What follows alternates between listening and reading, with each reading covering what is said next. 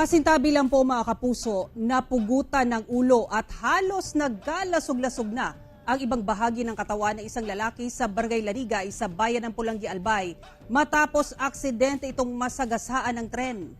Base sa investigasyon ng Pulangi Municipal Police Station, alas 7 ng gabi nitong November 6, naglalakad daw ang naturang lalaki sa gilid ng riles nang bigla raw itong inatake ng kanyang sakit na epilepsy.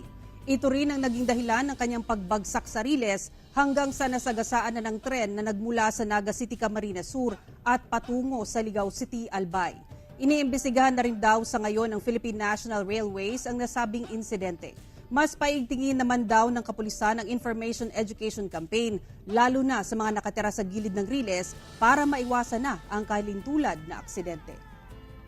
Lalong-lalo na kapag umaandar na yung tren na dadaan po dyan, siguraduhin po natin na malayo po tayo at mag-ingat po lagi.